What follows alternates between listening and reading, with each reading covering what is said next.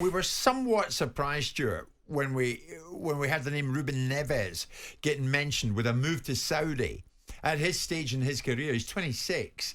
You know, obviously Cristiano Ronaldo set the ball rolling thereafter.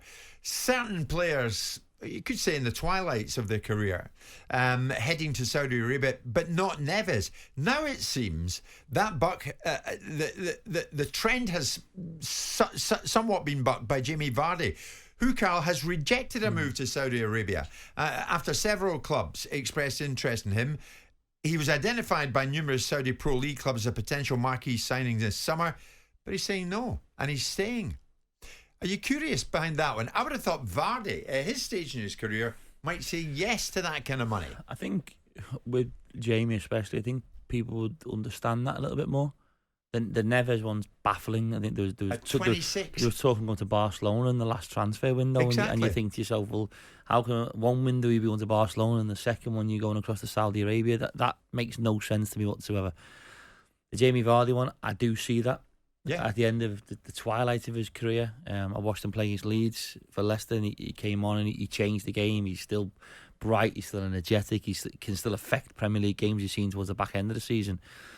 But that surprised me, and I'm glad that someone's actually stood up and gone no. Yes, I agree. A little bit like, for me, you know, a big golf fan, how Rory McIlroy stood up to live golf, and how he said what he said.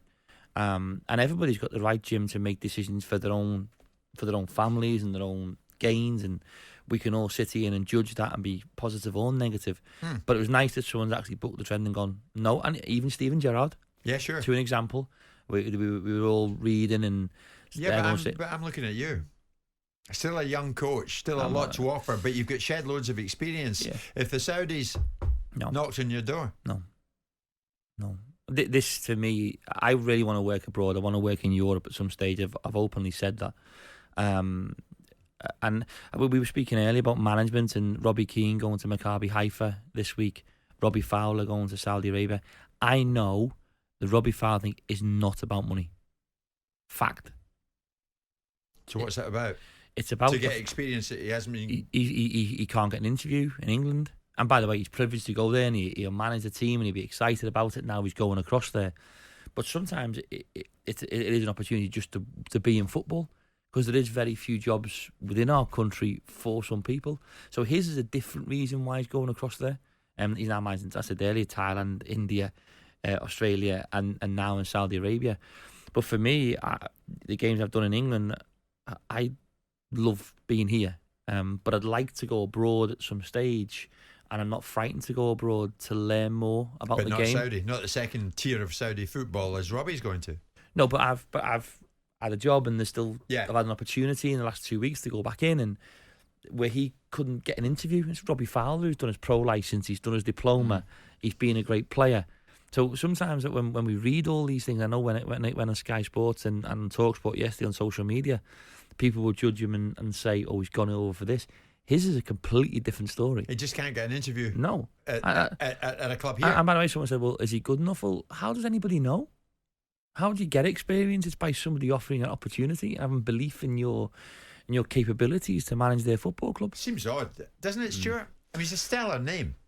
He's definitely a stellar name in the world of football, but the one thing he has done, he has managed abroad. I mean, you reeled off earlier, 4 countries that he's managed in already, which and they're not just around the corner. No, exactly, but that shows that he's got experience in management, managing different players in different cultures, and he's prepared to get off his backside and go and do that on foreign shores, which I think is commendable.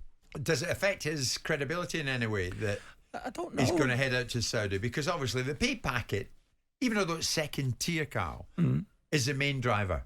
I mean, let's be honest. Not for him. Honestly, not for him. Karl? No, Jim, no, 100% not for him. I spoke to him 5 days ago when he was speaking to somebody, and he actually said to me, he said, Karl, I know the people he spoke to get a job in England. He just loves football. And it's the one that's come up that's gone, okay, yeah, that'd be interesting. Listen, he likes being in Dubai. It's not too far from Dubai and so on and so forth. But, like, his missus must be going crazy going over to Saudi. But it's not for you. It's not for you. No, not for me, no. Okay. Rightly or wrongly, but no. No, No, sure. Curious that Vardy said no, though, Stuart, isn't it? Yeah, I think it's really good that players and coaches are having the opportunity. Then it's down to them to say this is for me or it isn't for me. Exactly. You know? Yeah. But I think I don't see it as a negative that opportunities are being thrown to people, whether it be coaching or whatever, within the football environment. I always see it as a positive. You can just walk away if it's not for you, fine. And for whatever reason you want, it's not for you, you don't want to leave the country or you don't agree with the game being over there, whatever it may be. But to have the opportunity, I think is a good thing. Yeah, there's different reasons why people question Saudi Arabia to other countries, and that's way above what we will talk about in the show. But there's reasons why people will question that. Yeah, and I understand that, and I respect that. Fundamentally, this industry that we love, the game that we love. I said this last time, Jim. I love football. I'm not too sure whether I like the industry. Yeah, rightly or wrongly. I still have that passion and drive. I know you spoke today about it. How much you love the game still. It is something that still drives us on, our passion for that.